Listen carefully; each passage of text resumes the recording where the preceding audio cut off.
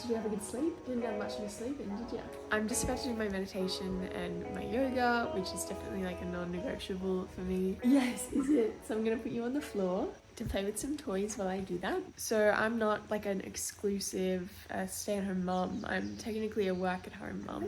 My job is in content creation. This morning I'm going to be filming like a little video for a brand that I'm working with. So I'm house sitting at the moment. It's just Oasin and I. Sunny is back at home, guarding our home, feeding our cats. This is like a solo mama day. Oasin is teething. He has basically had 4 teeth pop up in the last week. You have another one popping through. So full on. I wanted to wake up early because I always have more time in my day, it seems, when I do my practices before my baby wakes up, but I got stuck last night watching Dr. John Deloney. Hey, what are you doing? Like, I don't know if you guys have seen it, but it's this guy who takes like relationship advice calls, and it's so cheesy, but I got stuck. Ready? Oh.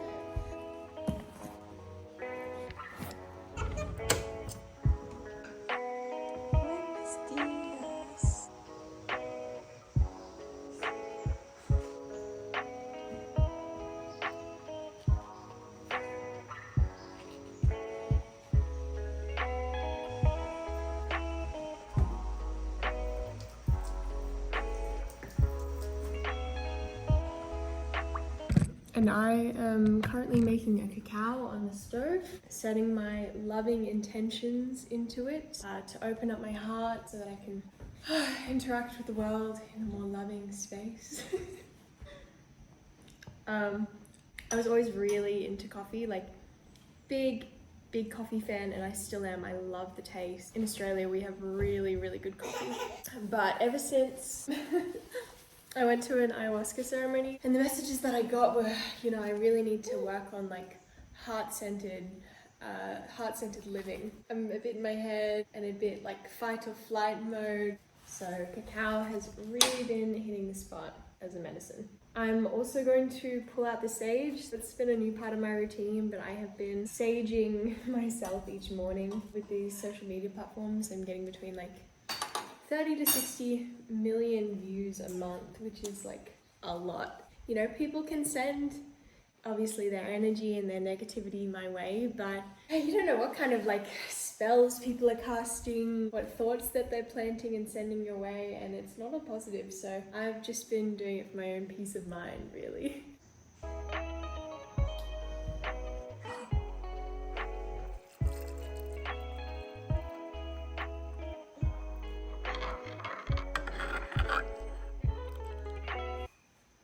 It's hot, but beautiful. I'm also going to like try and speed make breakfast because this little one is going to want me to hold him very soon because he's teething. He just wants to be loved and held, and there's just like a little bit more high needs at the moment. Wow. Okay, we have some plantains that were just cooking before in the last vlog. Some sprouts. Huevos con queso. So the question that I am undoubtedly asked the most at this time in my life is what is motherhood really like? And I've thought about this a lot, and I think the best way that I can describe it is that I don't like to get too caught up into the identity of self, but within this human experience there's definitely transitions in life, and one of the major ones for women go through 4 in their life. The first transition is from maiden to mother. So it is this complete shift of dynamic, shift of priorities, shift of identity. So essentially your relationship with yourself changes very dramatically. Your relationship with your romantic partnership changes very dramatically. The relationship with your extended family, the relationship with work, your relationship with time, it just like all flips its head for this season in life, and you adapt. It's not all positive, and it's certainly not all negative. It's just different. It's a completely different change of your life, and you have all of these like interpersonal relationships and the relationship with yourself to navigate and process and properly like feel into. Another thing that surprised me about motherhood was like the primal instincts that are activated once you have a child into this world. As soon as he cries, like, I hear him, I'm awake, I'm ready to do what needs to be done to ensure that he is protected and that he's safe. Feeling very, very protective over my child and the bond that we have.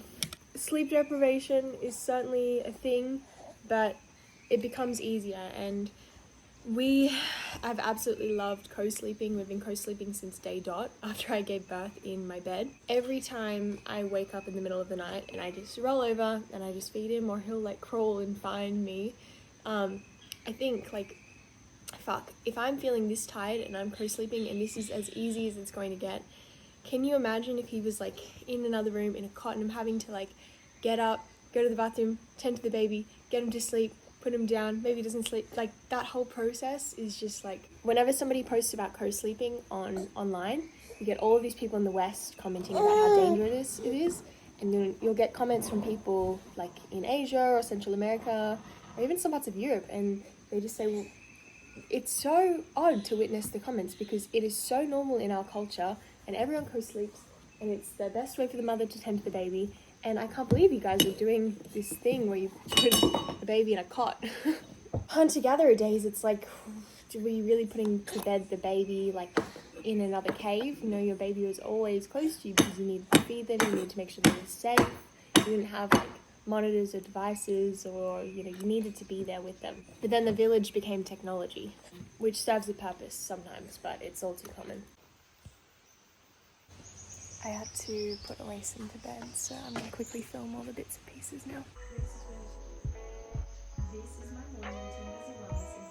Good morning! I have almost finished that video that I was editing. I'm going to spend the next 5 minutes just like completing that task, and Oasis can play independently, and then we'll do a little baby mum workout, and then maybe have a bath.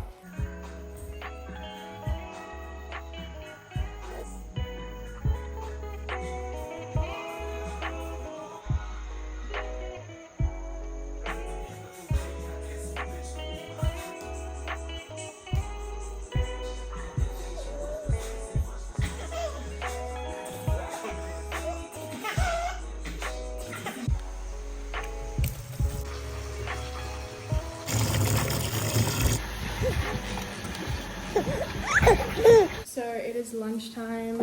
I just have some rice cooking. I'm just chopping up all the sweet potatoes. He's on the floor and he's just having a little play with some wooden spoons. Some avocado. So like kind of a Mexican bowl, but also I can't avoid the bonks. It's like he's learning to crawl and he's like constantly like bonking into stuff. She's here. Mummy's here to save the day.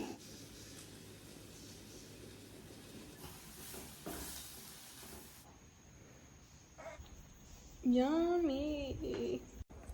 Ready for the taste test?